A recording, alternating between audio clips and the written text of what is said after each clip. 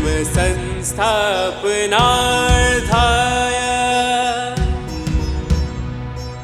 संभवामि युगे युगे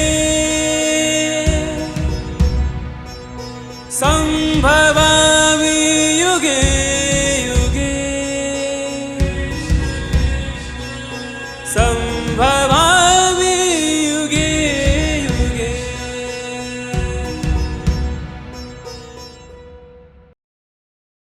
जो मनुष्य श्रद्धा युक्त और दोष दृष्टि से रहित होकर इस गीता शास्त्र का श्रवण भी करेगा, सुनेगा ही। लो कृष्ण तुम तो ओवर लीनियंट हो रहे हो, मैंने इतना स्ट्रिक्ट बना के रखा था, रूपांतरण चाहिए रूपांतरण चाहिए। और कृष्ण तो बाप है ना, बाप है ना, तुम्हारे महा आद्य शक्ति है ना ये, इसलिए वो कह रहे हैं खाली श्रवण भी करेगा ना तो वह भी पापों से मुक्त होकर उत्तम कर्म करने वालों के श्रेष्ठ लोगों को प्राप्त होगा। तुम्हारे लिए इतना सा बोला, हाँ, और मेरे लिए वो मुझे सबसे ज़्यादा प्रिय है, ये है वो है। लेकिन मैं तुम्हें और रहस्य बताती हूँ, तुम चिंता मत करो, तुम्हारे लिए कम बोला उसकी चिंता मत करना। गुरु को बेंचमार्क की तरह ही भेजा जाता है तुम्हारे जीवन में। तो तुम ये निर्णय रखना कि तुम्हारे लिए कम यदि बोला भी है तो इसलिए कहा है कि तुम्हें प्रेरणा दे कि तुम वह हो जाओ, जैसा वो है वैसा तुम हो जाओ। क्योंकि तुम में भी उतना ही अच्छा बोला होता तो तुम मुझ होने की कभी कोशिश ही नहीं करते।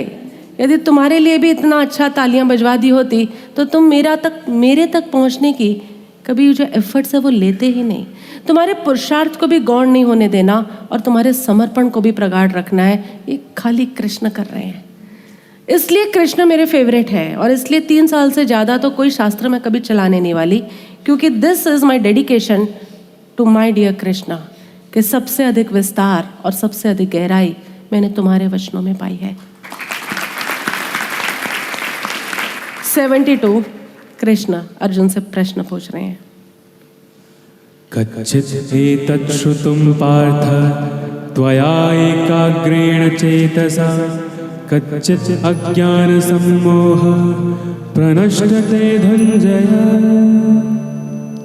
हे पार्थ, क्या इस गीता शास्त्र को तूने एकाग्र चित्त से श्रवण किया? और हे धनंजय, क्या तेरा अज्ञान जनित मोह नष्ट हो गया? बोलो, नष्ट हुआ तो अगला श्लोक आएगा, नष्टो मोहो स्मृतिर्लब्धा त्वत्प्रसादात् मया अच्युत स्थितः अस्मि गतः संदेह करिष्ये वचनम तव। मोह नष्ट हुआ, श्रवण ठीक से किया तुमने, क्योंकि मोह नष्ट होगा और श्रवण ठीक से किया होगा तभी तुम्हारी खोई हुई स्मृति वापस आएगी। स्मृति शब्द का नष्ट मोह स्मृतिर्लब्धा। कबीर और नानक ने जिसे सुरति कहा, बुद्ध ने जिसे सम्यक स्मृति कहा, महावीर ने जिसे सम्यक दर्शन कहा, उसी की स्मृति की बात यहाँ पर इस भाषा में कृष्ण करे। तो तुम हाँ बोल दो, तुम्हारा मोह थोड़ा थोड़ा भी नष्ट हुआ? तुमने ठीक से श्रवण किया? तुमने कृष्ण को ठीक से सुना कि कृष्ण की शरण में नहीं जाना? तुमने ठीक से सुना ना कि कृष्ण ने ये कहा कृष्ण की शरण में नहीं जाना, लेकिन जो सद्गुरु मिलेगा वही कृष्ण है तुम्हारा। अब तुम धूम मचा के गा डालो।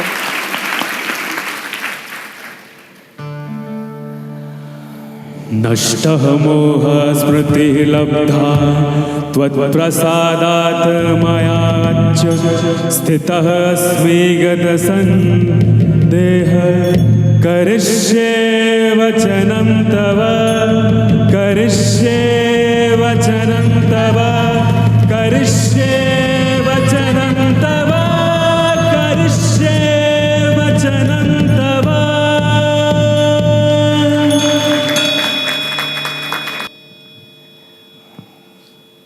समझाना नहीं है, इसे तो जीना है, जी लेना।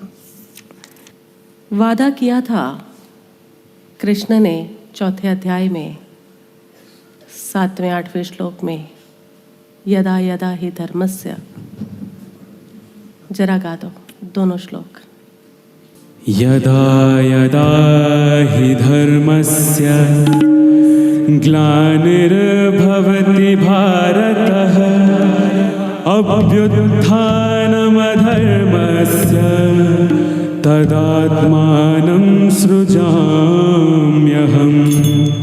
परित्राणाय साधूनां विनाशाय च दुष्कृतां धर्म संस्थापनार्थाय संभवामि युगे युगे, संभवामि युगे युगे।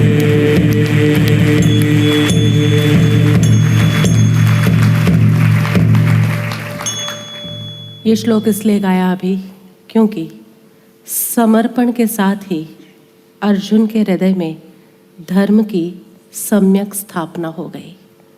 समर्पण से पहले धर्म की स्थापना नहीं होती। यदा यदा ही धर्मस्य ग्लानिर्भवति। क्या करे कृष्ण, हमारे सद्गुरु ने कुछ आयोजन ही ऐसा कर रखा है कि एसआरएम में धर्म की हानि हो ही नहीं रही। तुम जाओगे नहीं और बुद्ध पहुंच जाएंगे यहाँ। अर्जुन के हृदय में धर्म की हानि होती है संदेह के माध्यम से, शंका के माध्यम से, तमस के माध्यम से, रजस के माध्यम से, कर्म फल की आशा के माध्यम से। लेकिन आज जब करिष्ये वचनम तव कहा तो कृष्ण ने वापस डंका बजाया कि मैंने एक और हृदय के अंदर धर्म की सम्यक स्थापना कर दी। परित्राणाय साधूनाम विनाशाय च दुष्कृताम। तुम्हारे समर्पण से तुम्हारी साधुता की स्थापना उदय शुरू होता है और तुम्हारे दुष्कृत्यों के विनाश का बिगुल बजता है। इसलिए ये 2 श्लोक यहाँ गाए। यहाँ भगवत गीता खत्म। संजय जो कहना चाह रहा है तुम बोल दो, मुझे ज़्यादा इंटरेस्ट नहीं है। 74 से 78। इति अहं वासुदेवस्य पार्थस्य च महात्मनः संवादमिमम् अश्रौषम् अद्भुतं रोमहर्षणम् व्यासप्रसादात् श्रुतवान् एतत् गुह्यम् अहं परम् योगं योगेश्वरात् कृष्णात् साक्षात् कथयतः स्वयम्। राजन् संस्मृत्य संवादम् इमम् अद्भुतं केशवार्जुनयोः पुण्यं हृष्यामि च मुहुर्मुहुः। तच्च संस्मृत्य रूपम् अति अद्भुतं हरे विस्मयः मे महान् राजन् हृष्यामि च पुनः पुनः। यत्र योगेश्वरः कृष्ण यत्र पार्थ धनुर्धर तत्र श्रीविजयः भूतिः ध्रुवा नीति मतिः मम।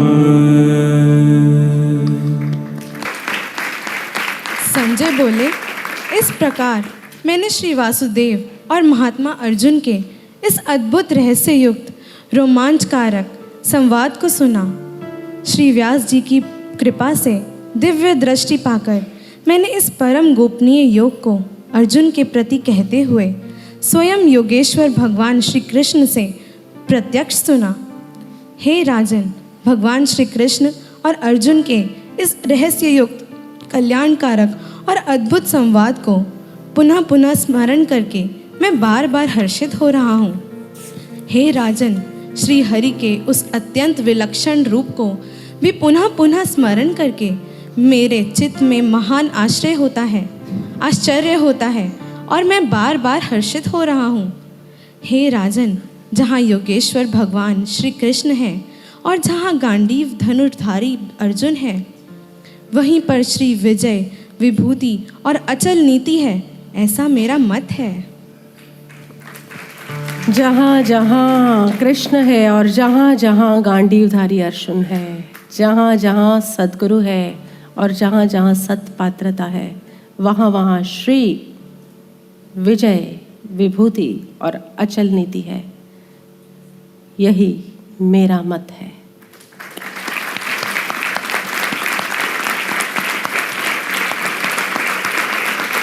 कृष्ण को अलविदा। ॐ तत्सत् इति श्रीमद्भगवद्गीता उपनिषत्सु ब्रह्मविद्यायां योगशास्त्रे श्रीकृष्णार्जुनसंवादे मोक्षसंन्यासयोगो नाम अष्टादशोऽध्यायः। हरि ओम तत्सत्, हरि ओम तत्सत्, हरि ओम तत्सत्, हरि ओम तत्सत्।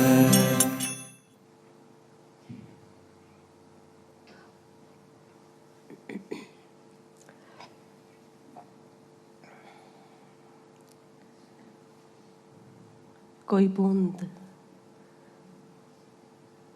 सागर के किनारे पर खड़ी हो तो सागर हो जाने के दो ही उपाय हैं। या तो बूंद इतनी ऊपर उछले कि सागर में जाके समा जाए, या सागर इतना उछले कि बूंद को अपने में समा ले। दो ही संभावना है। अर्जुन बूंद था 3 सालों पहले, किनारे पर खड़ा था, सखा के किनारे पर, मित्र के किनारे पर। बहुत उछल रहा था, लेकिन उछलने से भी पहुंच नहीं पा रहा था। इन 3 सालों में कृष्ण रूपी सागर ने उछल उछल कर अर्जुन को अपने में समा लिया।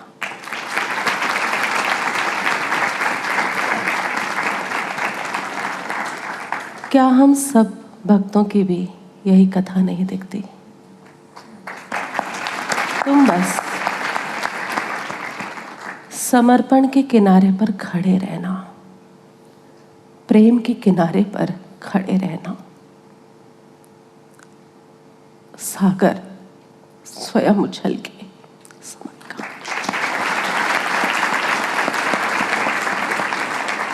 3 साल वैसे लगता है कितनी लंबी यात्रा, लेकिन देखती हूं मैं पीछे मुड़कर तो देख रही हूं, महसूस कर पा रही हूं अपने भीतर भी और तुम लोगों के अंदर भी।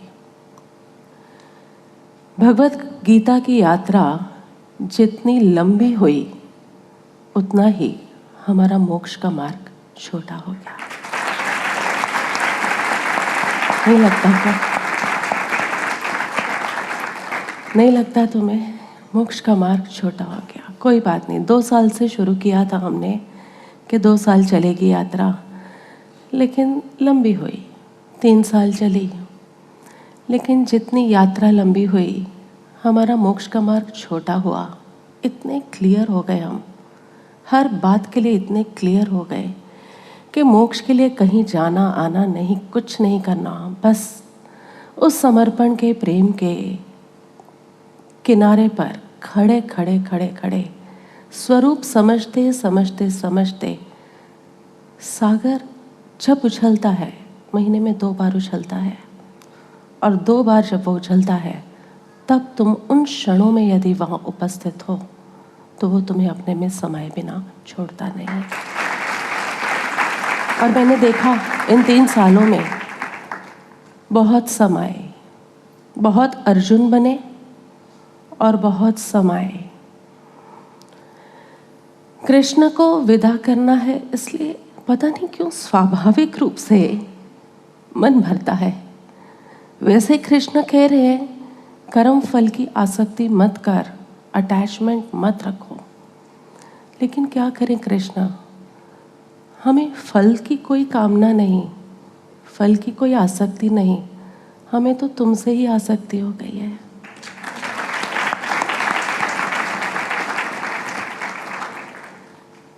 तो कृष्ण ने कहा ठीक है, मैं जरा चेक कर लूं, तुम्हें मुझसे आसक्ति हुई है कि मेरे बाह्य रूप से, तो मैं रूप परिवर्तन करके बुद्ध के द्वारा आऊंगा।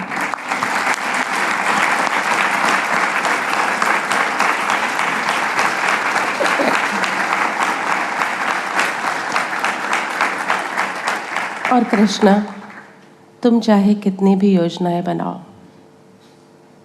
मुझे धोखा नहीं दे पाओगे। तुम किसी भी रूप में आओगे, मेरे गुरुदेव भी छत्र लेकर बैठे हैं, तुम्हारी पहचान मुझे ज़रूर कराएंगे। अद्भुत रहा सफ़र, कभी कठिन भी रहा, कभी आसान भी रहा, कभी रोमांचक भी रहा, कभी अश्रु बहाता भी रहा। और सच कहूँ तो सफ़र के साथ ही प्रेम में पड़ गई मैं तो। भूल ही गई कि मंजिल तक पहुँचना है। लेकिन जब सफ़र इतना सुंदर हो जाता है तो मंजिल की चिंता होती किसके है। तो मैं तो सफ़र में ही इतनी मगन हो गई, और शायद इसलिए आज लग रहा है कृष्ण बार बार भीतर से झकझोरते हैं कि इसके अंदर भी मत अटको, आगे बढ़ो, मेरे नाम में भी कुछ नहीं है। जो काम है ना वो करना है, और उस काम के लिए अलग अलग माध्यम आते रहेंगे, जैसे कल भी कहा।